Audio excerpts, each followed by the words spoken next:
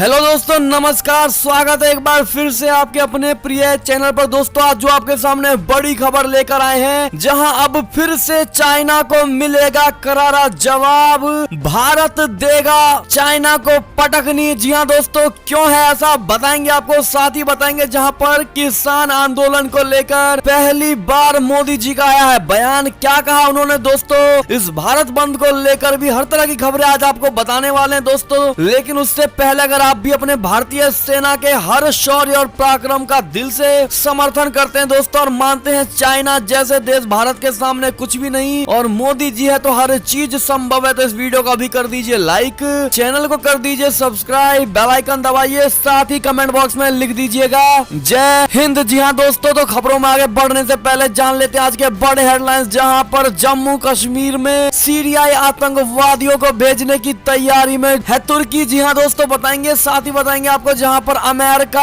भयानक अपराध कर रहा है जिसको माफ नहीं किया जा सकता, ऐसा चाइना के राष्ट्रपति का कहना है दोस्तों। बताएंगे पूरी खबर आपको, साथ ही बताएंगे जहां पर पाकिस्तान की मरियम नवाज ने बड़ी घोषणा कर दी है, जहां पर सभी विपक्षी नेता असेंबली से इस्तीफा दे सकते हैं दोस्तों। बड़ी खबर ये भी बताने वाले हैं आपको। साथ ही आपको बताएंगे जहां भारत बंद को लेकर सरकार ने अलर्ट जारी कर दिया है दोस्तों। आप सब लोगों के लिए देशव्यापी एडवाइजरी जारी कर दी गई है। बताएंगे आपको कि केंद्र की सरकार ने भारत बंद को लेकर आप लोगों से किस चीज के लिए निवेदन किया है, तो हर चीज को जानने के लिए बने रहिएगा वीडियो के अंत तक और इस खबर को पूरा देखिएगा दोस्तों। और इस वीडियो को अपने भाई बंधुओं में व्हाट्सएप, फेसबुक, ट्विटर के जरिए पूरे भारत में शेयर करना बिल्कुल मत भूलिएगा दोस्तों। तब चलते हैं पहली और सबसे बड़ी एक्सक्लूसिव खबर की तरफ, जहां अब चाइना को मिलेगा करारा जवाब। भारत में सबसे पहले तैयार होगी मैरीटाइम थिएटर कमान। आपको बता दें, देश की पहली थिएटर कमान अगले साल के शुरू में अस्तित्व में आ सकती है। पहली थिएटर कमान मैरीटाइम कमान होगी, जिसकी जिम्मेदारी भारतीय समुद्री क्षेत्र की सुरक्षा होगी। इस कमान को बनाने का कार्य तेजी से चल रहा है। सेनाओं में हो रहे सुधारों के तहत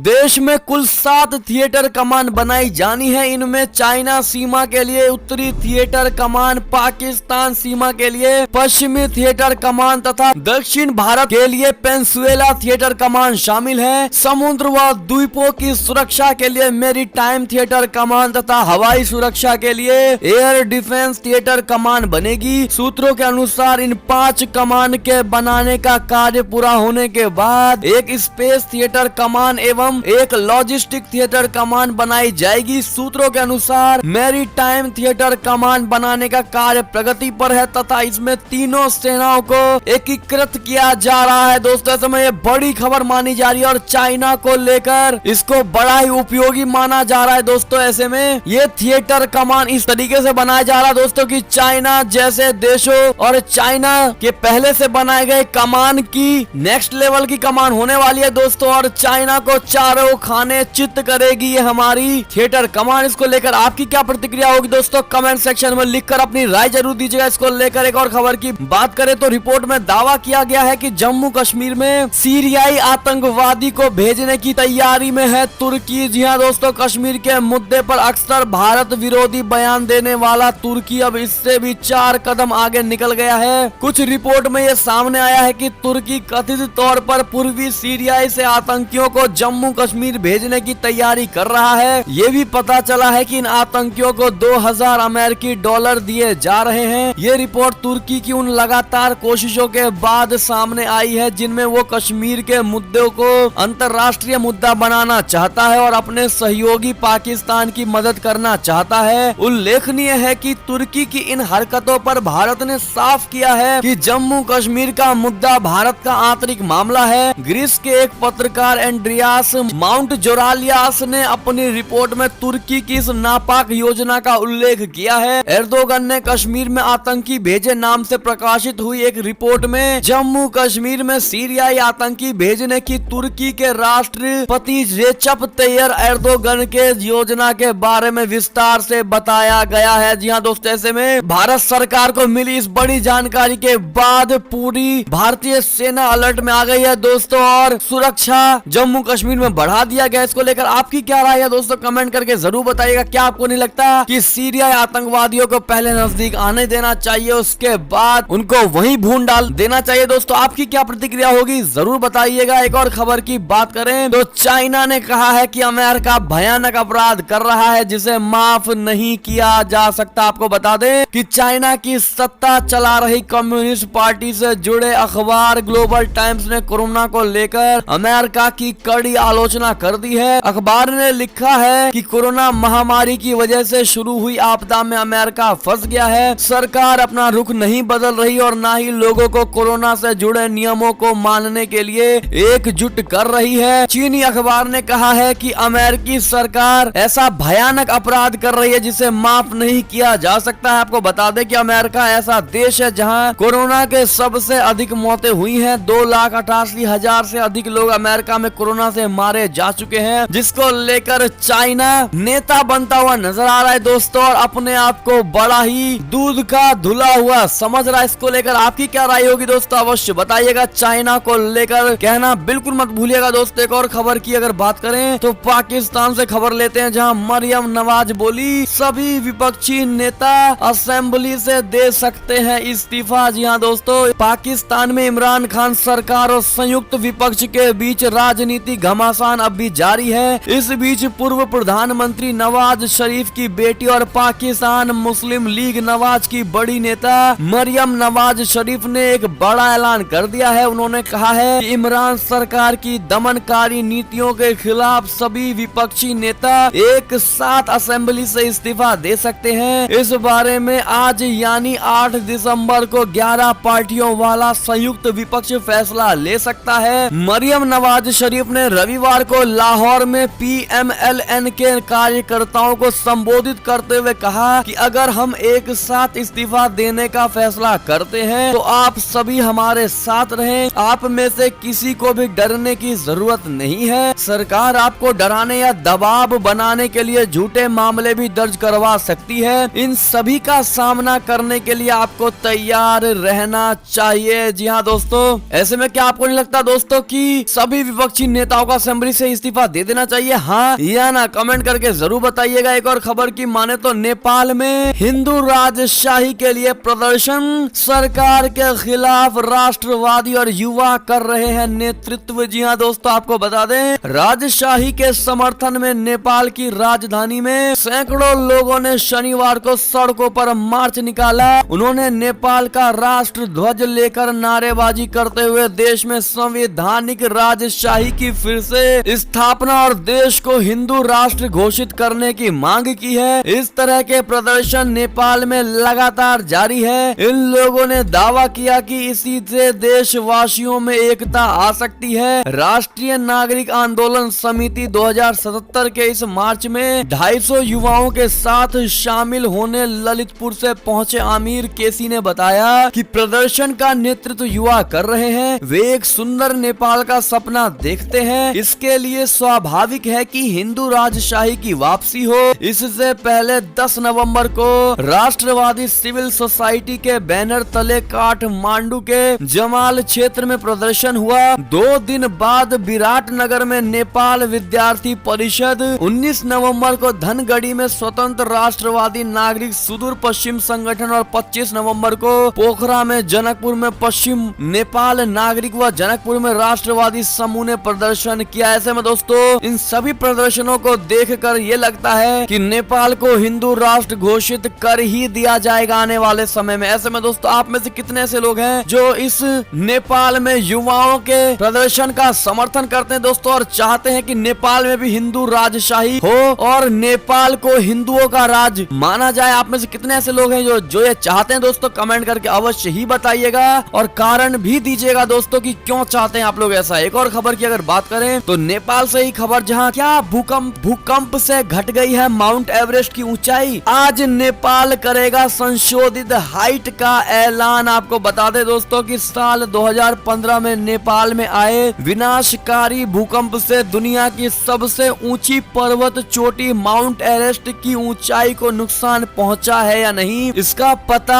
आज यानी मंगलवार को लग जाएगा। दरअसल नेपाल आज दुनिया की सबसे ऊंची पर्वत चोटी माउंट एवरेस्ट की संशोधित ऊंचाइयों की घोषणा करेगा। बताया ये जा रहा है कि दुनिया की सबसे ऊंची चोटी की ऊंचाई का सही माप लेने के लिए करीब 1 साल तक डेटा कलेक्ट करने पर काम किया गया है। ऐसे में दोस्तों आपकी क्या राय होगी जरूर बताइएगा। एक और खबर की अगर बात करें तो हादसे के 11 दिन बाद मिला MiG-29K के लापता पायलट का शव। जी हाँ दोस्तों, बड़ी खबर। नौसेना के बचाव दल के MiG-29 के लड़ाकू विमान के दुर्घटना स्थल के पास से एक शव बरामद किया गया है, जिसके बारे में माना यह जा रहा है कि ये करीब 11 दिन पहले गोवा के पास अरब सागर में दुर्घटनाग्रस्त हुए इस विमान के लापता पायलट कमांडर निशांत सिंह का शव हो सकता है, जो कि दुर्घटना के बाद से ही लापता है। आधिकारिक सूत्रों ने सोमवार को यह जानकारी दी है। उन्होंने कहा कि शव की शिनाख्त के लिए DNA परीक्षण कराया जा रहा है, जो कि विमान के दुर्घटना स्थल के पास से बरामद किया गया है। एक अधिकारी ने नाम नहीं बताने की शर्त पर कहा कि ये मानने के लिए कारण है कि शव कमांडर निशांत सिंह का है। DNA परीक्षण के बाद ही इसको लेकर पुष्टि हो सकेगी। ऐसे में दोस्तों हम आपको काफी टाइम से ये खबर बता रहे हैं, जहाँ पर हादसे के बाद से पायलट लापता थे दोस्तों, और अब जाकर के वो मिले हैं। इसको लेकर आपकी क्या राय और इनको श्रद्धांजलि अवश्य दीजिएगा दोस्तों कमेंट सेक्शन में। एक और खबर की अगर बात करें तो चाइना को जवाब देने की है तैयारी। पहली बार यूएस फ्रांस के साथ युद्धाभ्यास करेगा जापान। आपको बता दें, चाइना की बढ़ती दादागिरी के जवाब में जापान ने एक मजबूत प्लान तैयार कर लिया है दोस्तों। जापान अगले साल अमेरिका और फ्रांस की नौसेना के साथ बड़े पैमाने पर युद्ध का अभ्यास करने वाला है। खास बात यह है कि जापान ने इससे पहले इन दोनों देशों के साथ कोई त्रिपक्षीय युद्धाभ्यास नहीं किया है, लिहाजा समझा यह जा सकता है कि दक्षिण चाइना सागर में चाइना के बढ़ते प्रभाव और मनमानी से जापान किस कदर आजीज आ गया है। जापान और चाइना के रिश्तों में पिछले कुछ वक्त में ज्यादा तलखी आई है दोस्तों। चीनी नौसेना और वायुसेना ने जापानी क्षेत्र में घुसपैठ की कोशिशों को भी अंजाम दिया है, जिसको लेकर अब जापान चाइना के खिलाफ एक नई तिकड़ी, यानी तिकड़ी में जापान, फ्रांस, अमेरिका जैसे देश है, इनको बनाकर ड्रैगन को ये दर्शाना चाहता है कि उसकी हर हरकत का माकूल जवाब दिया जाएगा। ऐसे में दोस्तों क्या आप जापान के इस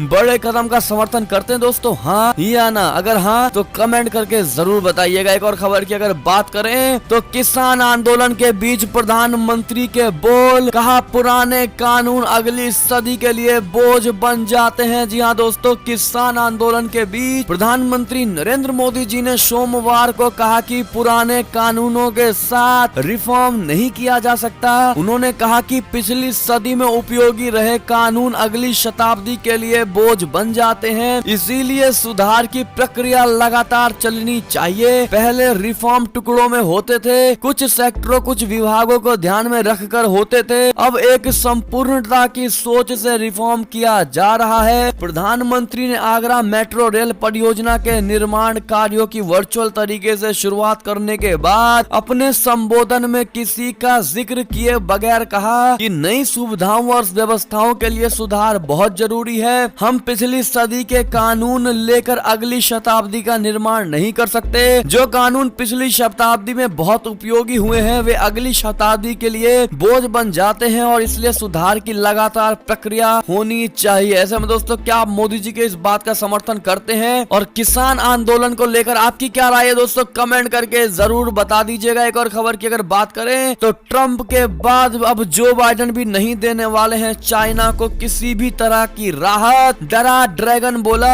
बातचीत की होनी चाहिए शुरुआत। जी हाँ दोस्तों, एक और खबर की अगर बात करें तो बाज नहीं आ रहा है दोस्तों पाकिस्तान। भारतीय सीमा में 6 से ज्यादा बार ड्रोन घुसाने की है कोशिश। पंजाब में रेकी की कोशिश। जी हाँ दोस्तों, पाकिस्तान अपनी नापाक हरकतों से बाज नहीं आ रहा है। जम्मू कश्मीर के बाद अब पाकिस्तान पंजाब सीमा से भारत में घुसपैठ की फिराक में है, तो वहीं पंजाब सीमा में लगातार पाकिस्तान ड्रोनों की गतिविधियों को देखा जा रहा है। रविवार की रात एक बार फिर पाकिस्तान ड्रोन भारतीय सीमा में दाखिल हुए। घनी धुंध में पंजाब के गुरदासपुर के रोसा व चंदू वडाला में पाकिस्तान ने 6 बार ड्रोन भारतीय सीमा पर भेजे। जवाब में सीमा सुरक्षा बल ने फायरिंग की है। इसके बाद ये ड्रोन लौट गए। सोमवार सुबह पंजाब पुलिस, BSF व अन्य सुरक्षा एजेंसियों ने सीमावर्ती क्षेत्र में घनी धुंध के बीच संयुक्त सर्च अभियान चलाकर छानबीन की है। जी हाँ दोस्तों, ऐसे में पाकिस्तान बाज नहीं आने वाला जब तक भारत एक बार फिर से पाकिस्तान में घुसकर उसको माकूल जवाब ना दे दे। इसको लेकर आपकी क्या प्रतिक्रिया होगी दोस्तों, कमेंट करके अवश्य ही बता दीजिएगा। एक और खबर की अगर बात करें तो ट्रंप के निजी वकील गुइलानी पाए गए हैं कोरोना पॉजिटिव। ट्रंप की पीसी में शामिल हुआ था बेटा। जी हाँ दोस्तों, एक और खबर की ओर चलें तो लद्दाख में चाइना की चालाकी का असर, कारोबार में भारत ने ड्रैगन को दिया झटका, ज्यादा एक्सपोर्ट कर कम किया इंपोर्ट। जी हाँ दोस्तों, बड़ी अच्छी खबर आ रही है। ये भी चाइना से सीमा विवाद शुरू होने के बाद से भारत लगातार उसको झटके पर झटके दे रहा है। कुछ ही महीनों के भीतर कई चाइनीज कंपनियों की मोबाइल एप्लीकेशन ब्लॉक करने के बाद भारत ने पड़ोसी देश को एक और झटका दे दिया है। दरअसल भारत ने चाइना से पिछले कुछ महीनों के अंदर काफी कम इंपोर्ट किया है, जबकि उसका चाइना को एक्सपोर्ट बढ़ा दिया गया है। चाइना के हालिया डेटा के अनुसार भारत द्वारा चाइना को साल 2020 के पहले 11 महीनों में किया गया एक्सपोर्ट 16% बढ़ गया है। इस डेटा में खास बात यह है कि साल भर दोनों देशों के बीच कोरोना वायरस और सीमा विवाद की वजह से कई बार आमना सामना भी देखा गया है। जी हाँ दोस्तों, ऐसे में चीनी मीडिया द्वारा दिखाए गए डेटा के अनुसार इसी समय सीमा में भारत ने चाइना से 13% कम इंपोर्ट किया है, जो कि भारत के लिए बड़ी अच्छी खबर है। दोस्तों, क्या आप लोग मानते हैं कि इसी प्रकार से भारत को आत्मनिर्भर बनना चाहिए और चाइना जैसे देशों से माल कम खरीदना चाहिए और बेचना अधिक चाहिए? आपकी क्या राय होगी दोस्तों, कमेंट करके अवश्य बता दीजिएगा। एक और खबर की अगर बात करें तो ईरानी सेना का है दावा, कहा सैटेलाइट से कंट्रोल किया जा रहा था परमाणु साइंटिस्ट की हत्या का हथियार। जी हाँ दोस्तों, एक और खबर की ओर चलें तो वेनेजुएला से खबर, जहां राष्ट्रपति निकोलस मादुरो ने भारी बहुमत से जीते हैं चुनाव, जिन्हें फर्जी बताकर विपक्ष ने किया था बहिष्कार। जी हाँ दोस्तों, ऐसे में इनको राष्ट्र बनने के लिए धन्यवाद और बधाई अवश्य दे दीजिएगा। एक और खबर की बात करें तो रविशंकर प्रसाद ने कहा कि कृषि कानून पर विपक्ष का है दोहरा चरित्र, किसानों की जमीन ना बिकेगी ना बंधक होगी। जी हाँ दोस्तों, आपको बता दें कृषि कानूनों को लेकर किसानों का प्रदर्शन जारी है। इसी बीच भारतीय जनता पार्टी ने विपक्ष पर जमकर निशाना साधा। केंद्रीय मंत्री रविशंकर प्रसाद ने कहा कि किसान आंदोलन में गैर विपक्षी दल भी कूद गए हैं, ये लगातार चुनाव हार रहे हैं, इसलिए सरकार के विरोध में खड़े हो जाते हैं और अपने अतीत को भूलते हुए अपने वादे भी भूल जाते हैं। बीजेपी नेता और केंद्रीय मंत्री रविशंकर प्रसाद ने कहा कि कांग्रेस ने 2014 के मैनिफेस्टो में एपीएमसी एक्ट को समाप्त करेगी। 2014 में कांग्रेस ने अपने मैनिफेस्टो में इंग्लिश में लिखा है कि एपीएमसी एक्ट को रिपील करेगी और हिंदी में लिखा है कि हम इस कानून में संशोधन करेंगे, जो हम कर रहे हैं। ऐसे में केंद्रीय मंत्री रविशंकर प्रसाद ने कहा कि राहुल गांधी ने 2013 में कांग्रेस शासित राज्यों के मुख्यमंत्रियों की बैठक बुलाई थी, जिसमें कहा गया था कि किसान मंडियों को फ्री कर देना चाहिए। पूर्व कृषि मंत्री शरद पवार ने एपीएमसी एक्ट से बदलने से लेकर किसान मंडियों को फ्री करने के लिए कई मुख्यमंत्री को चिट्ठी लिखी थी। जी हाँ दोस्तों, ऐसे में बीजेपी का साफ पलटवार देखा गया है दोस्तों कांग्रेस पर। ऐसे में आपकी क्या राय है दोस्तों, जरूर बताइएगा। एक और खबर की बात करें तो बंगाल की खाड़ी से भाषण 4 में भेजे गए रोहिंग्या मुसलमान, खतरे से खाली नहीं है ये आइलैंड। जी हाँ दोस्तों, बांग्लादेश के कॉक्स बाजार में करीब 8 लाख से ज्यादा रोहिंग्या शरणार्थी रह रहे हैं। बांग्लादेश सरकार अब इनमें से करीब 1 लाख शरणार्थियों को मुख्य भूमि से दूर भाषण 4 नाम के एक टापू पर भेज रही है। सवाल यह है कि सालों से भटक रहे इन रोहिंग्या मुसलमानों को क्यों इस टापू पर भेजा जा रहा है और वहाँ के हालात क्या है? आपको बता दें कि 1642 रोहिंग्या मुसलमानों का पहला ग्रुप 4 दिसंबर को यहाँ लेकर जाया जा चुका है। ऐसे में दोस्तों ये बड़ी खबर थी। एक और खबर की अगर माने तो योगी आदित्यनाथ जी भी अब कृषि कानून को लेकर बोले, कहा कृषि कानूनों का विरोध राजनीतिक दलों का है दोहरा चरित्र, किसानों के कंधे पर बंदूक रखकर चला रहे हैं ये विपक्षी दल। जी हाँ दोस्तों, आपको बता दें यूपी के मुख्यमंत्री योगी आदित्यनाथ ने राजनीतिक दलों द्वारा कृषि कानूनों का विरोध करने व 8 दिसंबर यानी आज के दिन भारत बंद का समर्थन करने का दोहरा रवैया करार दिया है। उन्होंने कहा है कि ये राजनीतिक दलों के दोहरे चरित्र को दर्शाता है। कांग्रेस जिस कानून का विरोध कर रही है वही कानून यूपीए सरकार में लेकर आई थी और आज इसका विरोध कर रही है। ये कांग्रेस का दोहरा चरित्र है। पूर्व प्रधानमंत्री मनमोहन सिंह के शासन काल में तत्कालीन कृषि मंत्री शरद पवार ने राज्यों को पत्र लिखा था, जैसा कि हमने आपको अभी पहले की खबर में बताया था दोस्तों। ऐसे में एक और खबर की अगर बात करें तो केवल मोदी सरकार का विरोध करने के लिए बंद का समर्थन कर रहे हैं विपक्षी दल, ऐसा भाजपा के नेता देवेंद्र फडणवीस ने मंगलवार को ये बात कही है दोस्तों। ऐसा मुंबई भाजपा के नेता देवेंद्र फडणवीस ने ये बात कही है दोस्तों। आपको क्या लगता है, क्या इन्होंने सही कहा, हाँ या ना, बताइएगा जरूर। एक और खबर की माने तो भारत बंद के चलते अगर छूट जाती है आपकी फ्लाइट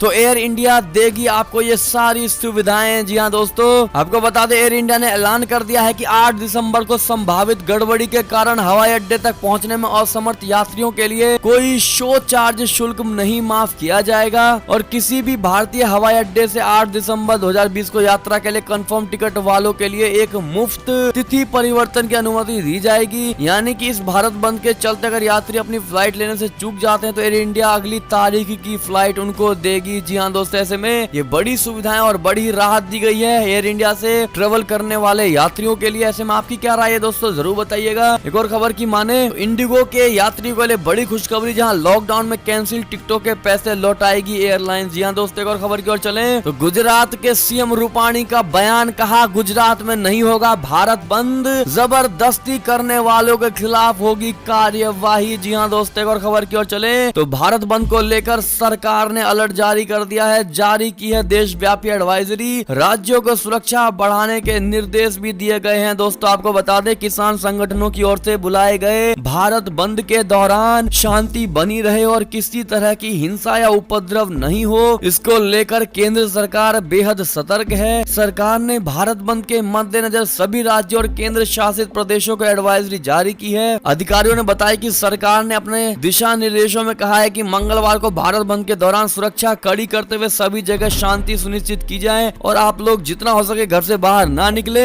ऐसे में दोस्तों भारत बंद को लेकर आपकी क्या राय होगी, जरूर बताइएगा। एक और खबर की माने तो योगी सरकार का बयान, जहां माघ मेले से पहले गंगा और यमुना की धारा होगी निर्मल। जी हाँ दोस्तों, बड़ा ही आश्वासन दिया है योगी जी ने दोस्तों। ऐसे में दोस्तों ये थी अब तक की सारी बड़ी खबरें। आपको हमारी खबरें कैसी लगी, आपको अच्छी लगी होगी, जरा भी अच्छी लगी तो इस वीडियो को हमेशा की तरह अपने भाई बंधुओं में व्हाट्सएप, फेसबुक, ट्विटर के जरिए पूरे